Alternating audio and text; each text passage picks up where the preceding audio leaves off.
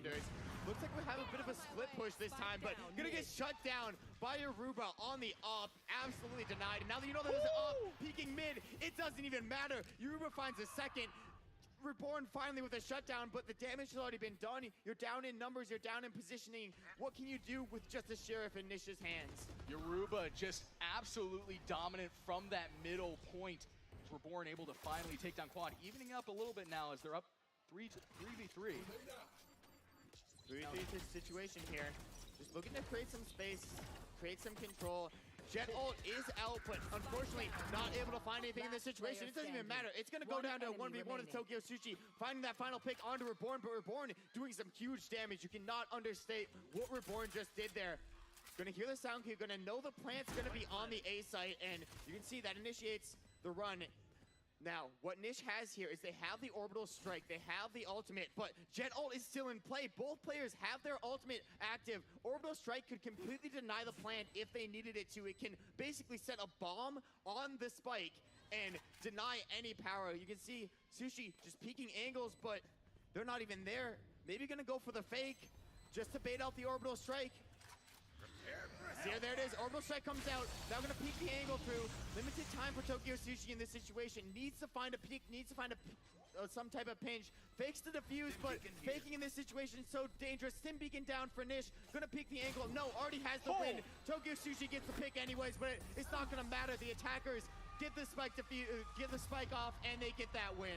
And the energy in this venue is electric right now. You can hear it, you can see it.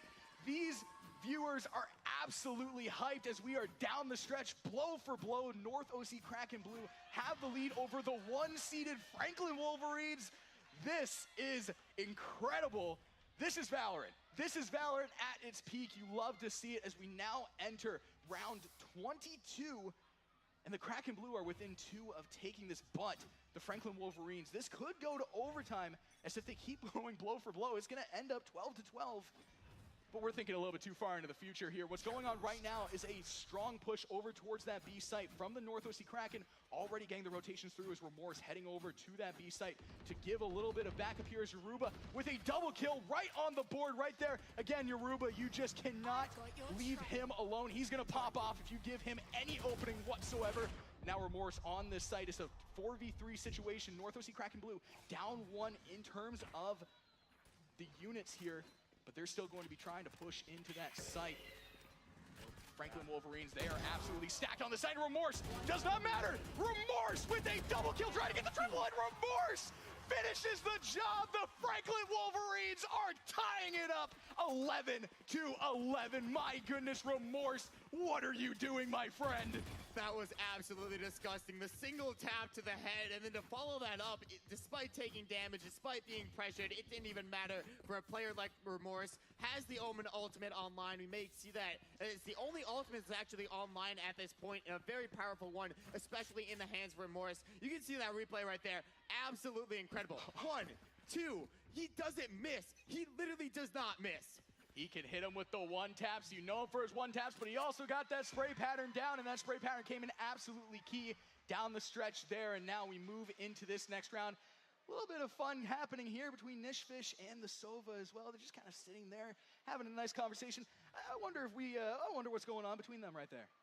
That's actually a strategy. They're stalling. They want to see if the defender or the other team's gonna push through the attacker side spawn, but it looks like they're not even moving, and it looks like somehow the Wolverines are actually positioning back towards A, so maybe they know at this point, so the strategy might not even work in this situation, but it doesn't matter. Drew finds one already, and it's just gonna be absolute dominance from their team. Hitting those shots on that scout, and now they have the personnel advantage heading into this site. Once again, it's just been blow for blow. They're trying to pick up their next round, but Shogu gonna be evening up the score a little bit here. Now Yoruba off the chain, going to try and get a chain of kills here like he's been doing throughout the entire game as Remorse and Shogu both picking up 2 kills back to back, and now comes down to Reborn, who just has the ghost in hand. They were saving that round as well, so the economy is not in their favor, and Franklin just trying to hunt him down at this point. It's Remorse around the corner. The Reborn in the corner, not much you can do. There's the Franklin Wolverines now have the lead, and they're within match point of taking this. It's either match point or we move to overtime. I want to see overtime. I'm not biased towards either team, but I just want to see an overtime because that'd be absolutely insane. The Kraken are leaving it to this round. They saved last round, so now they have the weapons they need. They have the utility they need. The question is, how are they going to execute? You can see a 3-1-1 split, and that's actually not going to play into the favor of the Wolverines. The Kraken are going to have the advantage, the personnel advantage, if they're able to get into the site, and it seems like the Omen is positioned in a little bit tough position to provide cover smokes, and you can't even smoke the other side of the room unless you get up into that corner. But the teleport's going to come into clutch, and they're going to be able to get onto site. It comes down to this, a 5v5, all players still standing as the North OC Kraken Blue trying to figure out what they're going to do as they move a little bit more towards that middle point. The Franklin Wolverines able to stall that push early on to that A site, but once again, it does come down to this. This is a do or die situation for the Kraken Blue. As for the Franklin Wolverines, they could either play for overtime or they could take the match outright. Yeah, look to take the match outright, of course. Though. You want to take the match out, and Remorse doing an amazing job. They smoke off the entrances every single time, so it doesn't even matter. They're always ahead of the game. They have a smoke on the choke. They are just able to have their team there to use the smokes that they need. The blind also coming out. They're just going to stall, though. They want to wait. You can see how nervous these players are, just because in a situation like this, the stakes are this high. You need to make a move. You need to initiate somehow. Now, Kraken just positioning back towards mid. And the Franklin Wolverines are actually split off in this situation. And there is Yoruba with the op, has the opportunity to put up some kills. And with 25 seconds on the board, we're seeing yet another rotation coming through. And that's Tokyo Sushi all alone on that site, but does not matter. A 2K coming out from him, able to stall off the defense. And now a 2K coming out for the Franklin Wolverines and Kraken Blue. It is 3v3 situation now. The spike's down, though. They need to get the spike, and they need to plant the spike in time, or they need to find all the picks. They're getting on the site. They have the time to do so. Tokyo Sushi gonna swing the angle, and that's gonna end the game. The Franklin Wolverines take it over the Kraken Blue, and oh my gosh, that one was exciting. Avoiding overtime, they take it outright. It is 13-11 as the Franklin Wolverines will be moving on. We're gonna go ahead and move on now to game 4, where we once again have a contentious match, but we have the replay here to start things off, as Yoruba has been absolutely key for the Franklin Wolverines. We see this play from Remorse as well, who have 1, a 2, and a 3, bring him down. That is a strong play there once again, and we see that final round coming out there, Tokyo Sushi able to finish the job. Yeah, and one of the contributing factors to that is the Wolverines coach, Vec, is actually a semi-pro Rainbow Six Siege player and coach. So this team is talented on all sides, on all fronts, and you can tell why, because they were dominant in the end of that match. It didn't even matter. It did not matter. It was just fun for them. They were able to take it there. Man, that is what you want. That is what you get when you come over to the XP League. Speaking of the XP League, we've got some Rocket League action over in the Fortress. We're going to send you right over there. Let's go. You know what? We're not going to delay here. Let's head over to game 2 with the Franklin Stealth and FC Dragons. Game number 4 here, game number 5. Nearly 2 minutes left and double shot off the post. This is a do or die, dead even. Are you excited here for this one, partner? Absolutely. Both teams still yet to get a score on the board. We see both teams really focusing on their defensive play here, as they know how important this last match is. They've worked so hard to both get 2 victories of their own. Who do you think's going to take it? Right now, I think it's dead even. If I were betting that, I'd say Franklin Stealth only because of the seeding. But no one knows right now. It's a coin toss. Game 5, 0-0, under 2 minutes left to play as Spooky Yogurt plays it across, trying to go down into the corner. They'll play it now into the corner of the FC Dragons. Franklin Stealth trying to pressure, holding it off the wall. That one will be cleared off the roof. Spooky Yogurt misplays it, and they have a chance out in front. And that one will be hit off the wall. And a rebound shot saved by Icy Fire. Excellent play. We see the FC Dragons, though, keeping the ball in play. We're going to see the shot from Chicken unfortunately get blocked by Spooky Yogurt. Yogurt doing a great job there to get in the way. And as we see this, we're going to see Icy Fire with an absolutely crazy shot from across the arena. Spooky Yogurt stealing the goal at the last second, getting the assist. But what a performance there from the Franklin Stealth to get that first goal on the board. Tell you what, partner, I really don't think that was stolen. That went off. That was going to go off the post. Icy Fire clearing the way and getting that one into bump in with a minute 15 left to go. Pawnee trying to hold it in into the FC Dragon side. So now what do we see from the stealth? Do they go full on defense? Do they try not to change anything? Are they feeling themselves? I do not know what the right play in this situation is. I would personally say just keep doing what you're doing. Don't overthink it too much. And on the other side, if you're the FC Dragons, now's the time to pull out all the stops as they try to go off the wall, centering it out in front, and that one's not going to go. And a rebound will try to be bumped on in front, and a shot going off the backboard. Good save by Icy Fire. That one's still held alive. FC Maxi not able to go. Into the corner now. FC Dragons trying to keep this one up. Chicken out to the side, bumped along into the opposite corner. Chicken tracking it down, and they'll keep it into the center of the pitch. 24 seconds left. Trying to clear it out to the other way. Chicken with a shot, and that one gets blocked. And a rebound out in front, and a good demo by Chicken to take Pawnee out of the running for the crease as they get it out in front. Not able to go, and that one's hit to the side. 8 seconds left. Coming down to the wire here for the Dragons.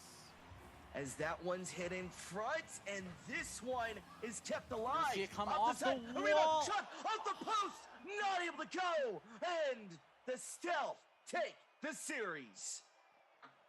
All right, folks, we're going to throw it over to Valorant now. Back to the live venue with Quinn and War.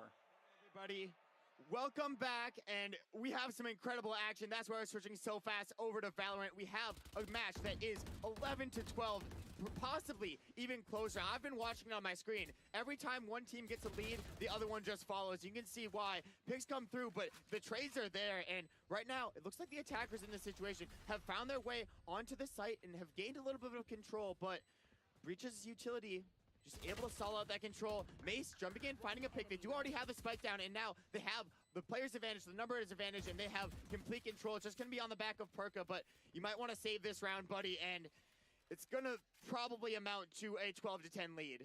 It is going to amount to a 12-10 lead, just coming off of it. Perka saving, as you said. But that is not the only thing that's going to amount for. It is going to be a match point for the attackers coming up here. They have the opportunity to take this match outright and take us into our next bout of games. Polks and Straticus. These are two players that are very, very incredible to watch. I remember them back when we were casting to get to this point, get to the Orlando Health Fortress, and get to Orlando in general. These two really stood out in terms of frags, in terms of strategy. This team in general is very strong, and they have 4 ultimates to use. So not only do they have the numbers advantage, not only do they have the point advantage, they have the ults. They've been saving this utility for this exact moment, and this is the Ackworth Valkyrie, if you are a fan, and you can hear the energy in the crowd, you can hear their excitement. I'm looking for them to use their ultimates to get onto site. Well, they have this advantage. You can see Reyna ult comes out. This ult is so powerful at just fragging into the site. Gonna be able to maybe find some picks, yes. They get one, but no, the defender's actually trading back. Mace makes it a 2v3. The defenders actually have an advantage here now. A 3v1 in the favor of the defenders, and this match may be going on a little bit longer than we expected. Blitz in a 1v3 situation now. 3v0 as the defenders now inch within one. And we are in the territory that we saw a little bit earlier. We have match point or overtime. Match point or overtime. This is absolutely exciting. 1 ult online for the defending team, 2 ults online for the attacking team. You can see Tudor Force, the chamber ult, already in play. Remember, that's the sniper rifle. That's the very, very powerful ultimate. The op, it gives you a faster reload speed, and every shot is a guaranteed kill if you're able to hit your shot. And it's just a question of, will they be able to get into the site, hit their shots, and actually execute? Everything rides on this round right here. We have had a contentious match leading up to this point. It's going to be a matter of who can take this round. Either we're extending or we are ending, as a strong push onto that C site now, led by Straticus, who's going to get that spike down. It's going to be a 5v5 bloodbath on this site. Smokes are down on the site as well. They're going to be trying to push through. The Omen has the ult online, looking to use it as well. Get a little bit of information onto this site now. And Brooks able to get a pick, but soon goes down. And now the Sage coming through, bad at games, able to get 2 kills, not living up to the name necessarily. Now 3 on the board, and my goodness, we are a 3v2 away from overtime. And if now it Bad goes Games to- going for the ace as well, has the opportunity, 4 kills on the board, just going hunting at this point. It is Blitz last So standing, long coming out. and now Akoa goes down, Luna taking the ace, and we are moving into overtime, my friend. That was absolutely incredible. They're banking on the Sova ult to sort of clear out the spike, but they did not expect the push through from the defenders. They did not expect the unexpected, and now it's going to be overtime, and overtime means everybody gets to buy whatever weapons you want. You need to take a lead of 2 to actually win it, so it's not just going to be one match decides it all. It's going to be back and forth. They get a chance to attack, they get a chance to defend, they get a chance to attack, they get a chance to defend, and it'll be an absolute bloodbath. It is going to be a very back and forth affair. I just want to comment on the Sage gameplay there. Usually the Sage is more of a healer, kind of utility-based role. No, that was a run and gun, picking off every player kind of Sage. That was a very dominant performance there in that final round where you absolutely needed to force that overtime from that Sage. And now we are 12-12. We enter that overtime. It is already, the energy here is palpable. It is incredible. And I'm just happy to be here with you, my friend. I'm so happy to be there. You see, defending side actually was able to get a recon scanning dart out, and they saw the push at mid, so now they're starting to rotate towards the B/C site through the garage, but they're leaving Reyna behind in case there's any flankers, and I love this strategy. It's a very calculated, it's a very smart strategy in a situation like this, but staying absolutely quiet until that smoke comes out to sort of deny the site, deny the space, and Bad at Games just looking to find some control. Luna shot a little bit too early there, gave them a little bit of information, and they're going to be absolutely capitalizing on that as Polks going on an absolute rampage. 3 kills on the board for him, leaving Maze last man standing. Polks around the corner, trying to get that 4K. Not going to be able to shut down finally by Maze, but it is still a 1v4 situation for him. They know exactly where he is, 100 health and a dream. It's going to be a very daunting task to take if they want to get this first round on the board. Luckily, though, economy not as important in overtime as we see them go right into overtime with the Vandals in hand as Akoa puts an end to that, and they go up 13-12 in overtime. And that's going to be the lead for the Ackworth Valkyrie here. And the Ackworth Valkyrie, they have been playing for a long time, and they have shown up through grit, through communication, through all their work together, through Coach Zach, who is a graduate of Harvard, now attending Kenshaw State University. They've really made this game exciting. We're going to get a quick replay here of what we have seen thus far as Brux really having caught off guard there a little bit here, and we've seen some great action early on here. This was an absolutely key match right there, as they had the opportunity to close things out. Not able to, though, and then they were able to swing things back, force that overtime. They are down by 1 now, but nonetheless, it has been a very contentious match here, and we're seeing that in the overtime. The overtime force right there by Luna. Not ready to call game just yet. We see the push onto this site now, and Polks just absolutely popping off, to be expected. The defenders able to get the first round in overtime. We move into game 4 now, and we go right into it. It is a 1v4 situation, blow for blow, as Polks goes down. And out of that replay, now we're all tied up. 13-13, and we start to see that. It's the defender-sided map. Most maps are slightly defender-sided. This one, a little bit less than the others, but still very, very defender-sided. So I'm interested to see the mind games here, because you get a chance on attack, and you get a chance on defense, and after that you get another chance on attack, and it's going to be Mace's team on attack, while the Valkyrie are on the defense in this situation. So I'm interested to see, will they switch sites? Because the Sova on at least the defending side has been super clinical with the shock darts, just finding the exact position that the enemies are pushing and, you know, setting it up great. Get a tactical timeout coming in here, both of them trying to get that strategy going. You know, it is very difficult in overtime to mount some momentum. I think that is what is different from overtime and just regular gameplay, is you really struggle to mount momentum, get in the enemy's head. You can really snowball, especially on the attacker side of thing, if you take a site, take another site, and then they don't know exactly which site you're going to go to next, because you've proven that you can take in both, or in this case, 3 sites. If you take all 3 at one point, you've proven that you are dominant in this game. Yeah, I'm interested to see some of these split pushes because we've seen a lot of the players just pushing onto the site from the two conventional angles. But if you do opt to push two different sites, that might be a strategy. They might be hearing what I'm saying and may implement it, hopefully. But if you do opt to push into two different sites, that means that you can sort of control two different areas and set your team in a really, really good spot to get picks on the rotating players. And they don't know the spike is until they get a pick. So it could be in any of these players' inventories, in any of these players' hands, in anybody's grasps, as I believe overtime or the timeout has ended and we're going to be hopping into game. And coming out of a timeout, you never know what to expect. Strategy has been talked about for the last minute, both sides taking advantage of that tactical timeout. And we could see some very different things coming out here, but so far, mid-push coming out for the attacker's side. It's going to be a matter of whether the Valkyrie can respond to it. As they're grouping over towards that C site here, and now very strong presence at that midpoint. It looks like they have a little bit of information on them some way, somehow. As we see Bad at Games able to get the first pick on Polks, and now they have the personnel advantage over the Valkyrie, trying to mount a push into this B site. But what awaits them around that corner is a very strong Valkyrie squad. Straticus putting an end to that basically outright as Maze goes down. Now they're backing off a little bit onto that A site. Luna trying to push back on. Not expected on that A site though, as Luna is able to mount that push, and now the spike will go down. They're able to get the control of A side. I believe they baited the C because you saw multiple members of the defending side, the Valkyrie, actually rotated to C, but then switched up because they realized it. So sometimes using a footstep cues and using positions like that, you can create a lot of control. But speaking of control, Breach Utility able to clear out that high ground, but it's not going to matter. 3v3 situation.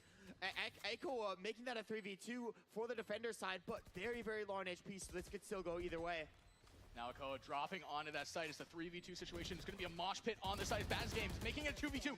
Now a 1v1, and my goodness, the kill chains coming out there as Luna able to pick up two, bring the attackers their first round and their first lead in overtime. I love that by the attackers there. They were so good. They baited all three sites. They first went to B, and then they faked go to C, and then they went back to A and actually got the plant on A. So they sort of had the defenders confused, and I'm interested to see what is the Valkyrie strategy for this, because now they're down one. They need to find some type of control, and the strategy could just be a hard push onto one side, or it could be something a little bit more calculated, something a little bit more confusing, a 2-2-1 split for the defending side. I have good news and I have bad news. Bad news is you are down one, and it is match point. But good news is you are on that attacking side. There are three sites that you can choose from, and it looks like they're going to be choosing that A site early on here. Smoke going out to that top of the heaven, and now the rotations will be coming through, but the spike will be going down for Straticus, who has the spike initiated and down. You have a player up in that top area trying to just figure out where everybody is, but through the smokes, not much you can do there, and the rotations are coming through very strong. Expect a mosh pit on this site here. Is now Blitz spotting him out, and oh my goodness, Blitz is going absolutely on a rampage, able to pick up two, and Akoa with a third, and now it's a 4v2 situation here, and they have the opportunity to tie things up. And again, the bad news was that you were down one, but the good news is that you're on the attacker's side. The good news is now that you also have the personnel advantage. Bad at Games, last person standing here. I think the scariest thing in this situation, in 3v1, you have to clutch up in this situation. Finds one, taking a little bit of fall damage, getting picked up by Straticus. We're going into another overtime. This is absolutely insane. And one thing I got to point out really quick there from the defending side was that they were pushing in through the exact same angle. And even though that's good if you swing off your teammates, that choke is super, super small. So it was very, very risky. I would have loved to see them split up a little bit, go for a few flanks, and then time in their entry from multiple angles, because I think that's going to be the key.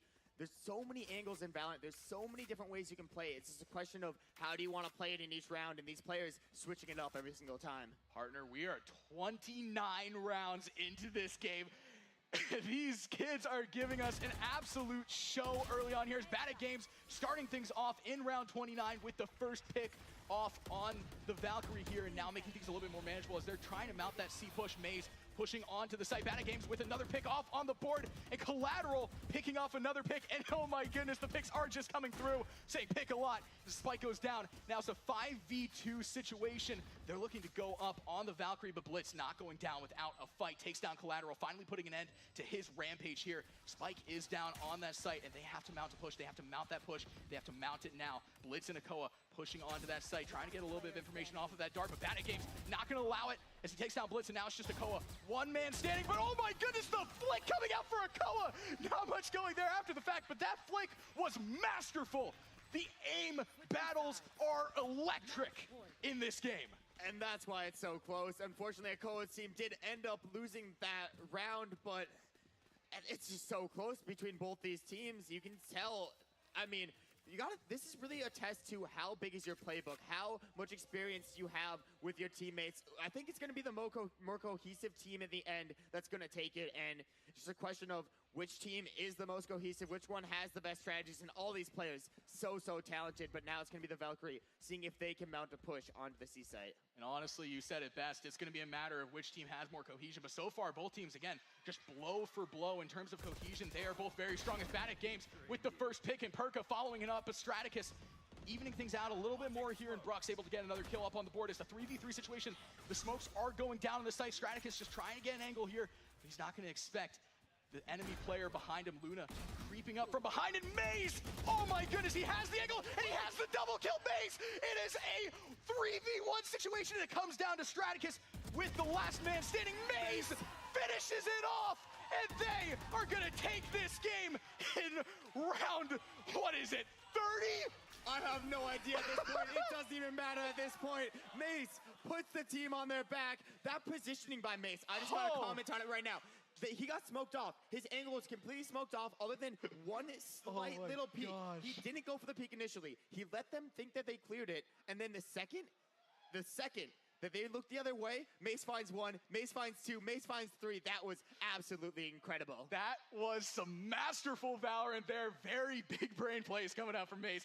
I guess that's the best way to put it. Is he used his brain there just a little bit, and he had the really good angle right there. We have another game going on, though. Let's go ahead and take a look at what's going on in Game 5. So far, things are starting out early on here. It's looking really interesting here as the Wolverines taking on the Madison Marvels here on this side. It's the Franklin Wolverines on the attacker side, and they have the personnel advantage, but Sizol able to get a first pick up on the board, and Tokyo Sushi with the one-taps! They know him for his one-taps, as Tokyo Sushi acting like Scream a little bit there, bringing in the first round for the Franklin Wolverines. Yeah, Franklin Wolverines have been absolutely incredible on, the back of Tokyo Sushi. It feels like every time they're in a scary situation, it's always Tokyo Sushi and Remorse just having those Omen Jet combos at the exact right time. And you can see it's the same conventional composition. They do have a fade, and we are seeing the Haven map come out as well. But it's the same Franklin Wolverines that we've seen before, and if it's the same Franklin Wolverines, it's going to be dominance. It is going to be dominance indeed, my friend. I think the thing that stands out most from Tokyo Sushi from a duelist main like myself is just the pure aggression, but not only the aggression, the ability to get out of unfavorable positions that you might put yourself in. He's absolutely masterful at that, and so far has shown just how masterful he can be as they're mounting a push over towards this C site now. A 5v5 early on here, just some chip damage coming out, not much going there. And now with the smoke going down, they might have to reconsider what they're going to take their approach on next. Yeah, with the Reyna ult being popped, the Reyna ult also gives you slightly improved vision as well as slightly higher fire rates and a little bit slightly higher health as well. So you can see the switch is already coming out. They're moving on to the A site, but the enemy team maybe getting there in time. It's going to be a race to the site basically, and then what picks come out first? It's going to be Shrifty and Souls getting the first ones on the defender side, and Souls is showing off right now, isolating them from all sides, and now I believe it's just Tokyo Sushi in a 1v4. And Tokyo Sushi, again, you've been the ace for your team thus far in many respects. You have some utilities to work with here. This is the situation that you thrive under if you are him in a 1v4 situation. 30 seconds left, bomb down as well. The spike is down, so if I'm Tokyo Sushi, you don't necessarily need to win this round. Winning this round may be too tall of a task, but if you can get picks on the enemy, I think that's what matters, because that's going to hurt the enemy economy. And as you can see, Tokyo Sushi finds one that's already going to do amazing things. Finds two, finds three. What am I saying? He can just do it himself. Gets on site, gets the spike. Is he going to get it? No!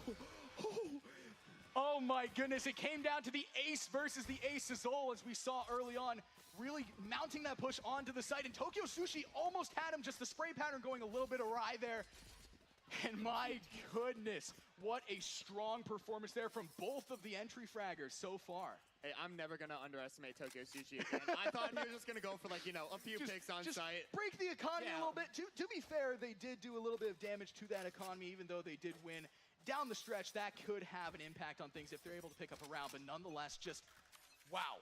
Just wow. Out of my way. Yeah, you really need multiple round wins in a row, but right now we're gonna check out on a bracket update. You can see the match that's going on right now. Underneath the round 2, Franklin Wolverines versus the Madison Marvels, and it's been absolutely incredible thus far. And then we also have the Triangle Minotaur and Macomb Triton. I don't believe we got to catch their match, but they also moved on. And then we're gonna have